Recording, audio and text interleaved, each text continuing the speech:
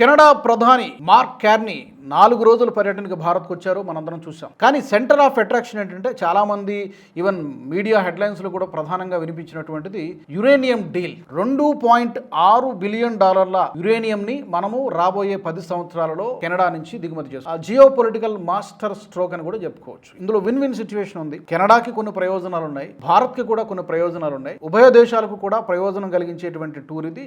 అందుకనే ప్రపంచం దృష్టిని కూడా మొత్తం ఆకర్షించింది. కెనడా ఏం కోరుకుంటుందంటే గత కొంతకాలంగా అమెరికా కెనడాను బెదిరిస్తోంది. సో ఆ కబంధ హస్తాల నుంచి అమెరికా మీద డిపెండెన్సీ ఏదైతే ఉందో, ఆధారపడడం ఏదైతే ఉందో దాన్ని చాలా వరకు క్రమక్రమంగా తగ్గించుకోవాలని చెప్పి కెనడా అనుకుంటుంది. ఆ ప్రయత్నంలో భాగంగానే మార్క్ కార్నీ భారత పర్యటనకు వచ్చారు. 4 రోజుల పాటు చాలా ఒప్పందాలు జరిగాయి. అలాగే భారత్ కూడా యురేనియం నిల్వలకు సంబంధించి 1-2 దేశాలపై మాత్రమే ఆధారపడుతూ వస్తోంది. ఈ డిపెండెన్సీ ఉండకూడదు. కెనడాలో మనం చూసుకుంటే అతిపెద్ద యురేనియం నిల్వలు ఉన్నటువంటి దేశాల్లో కెనడా కూడా ఒకటి. ఇక భారత్ విషయం చూసుకుంటే ఫాస్టెస్ట్ ఎమర్జింగ్ కంట్రీ, చాలా ఫాస్ట్ గా డెవలప్ అవుతున్నటువంటి దేశాల్లో మనం ముందు వరుసలో ఉన్నాం. సో ఈ ఒప్పందం ద్వారా అణుశక్తి ప్లాంట్లకు ఇంధన భద్రత కలుగుతోంది. కాబట్టి జస్టిన్ ట్రూడో ప్రధానమంత్రిగా ఉన్నప్పుడు దౌత్య సంబంధాలు భారత్కి కెనడాకి చాలా అధ్వాన్నమైనటువంటి పరిస్థితులకు వెళ్ళిపోయినాయి. అతను చేసినటువంటి ఆరోపణలు, భారత్ విషయంలో అతను తీసుకున్నటువంటి వైఖరి, ఖలిస్తానాలకి ఎంకరేజ్ చేసేటట్టు మాట్లాడడము, అతను తీసుకున్నటువంటి నిర్ణయాలు, ఇవన్నీ కూడా భారత్ కెనడా సంబంధాలను సర్వనాశనం చేయాలి. ఎప్పుడైతే జస్టిన్ ట్రూడో దిగిపోయాడో, మార్క్ కార్నీ వచ్చాడో,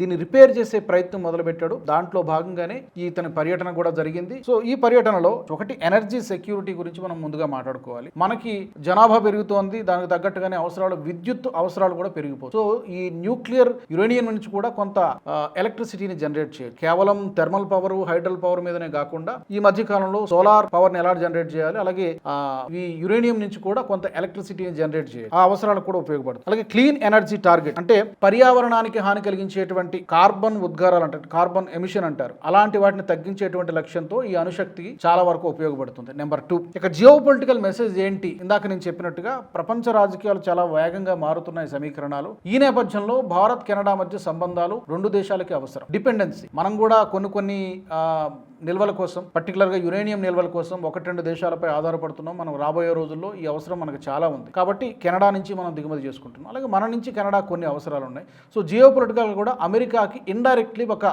మెసేజ్ వెళ్తుంది. అటు కెనడా మెసేజ్ ఇచ్చినట్టు అవుతుంది, భారత్ కూడా మెసేజ్ ఇచ్చినట్టు అవుతుంది. అది జియో పొలిటికల్ మెసేజ్. ఇక ఆర్థిక ప్రభావం చూద్దాం, ఫినాన్షియల్ ఇంపాక్ట్ ఎలా ఉంటుంది. సో $2.6 బిలియన్ విలువైనటువంటి ఒప్పందం కాబట్టి 2 దేశాల ఆర్థిక సంబంధాలను బలోపేతం చేయడానికి ఈ డీల్ చాలా చాలా ఉపయోగపడుతుంది. కొన్ని దేశాలకు పర్టికులర్ గా భారత్ ఒక సంకేతాన్ని ఇచ్చినట్టయింది. మేము కూడా డైవర్సిఫై చేస్తున్నాం. కొన్ని వనరుల కోసం కేవలం రష్యా మీదనో లేకపోతే ఇంకో దేశం మీదనో ఆధారపడడం కాకుండా మాకు కూడా చాలా వరకు ఆల్టర్నేటివ్స్ ఉన్నాయని చెప్పడమే ఈ యొక్క డీల్ యొక్క ముఖ్య ఉద్దేశంగా మనం చెప్తాం.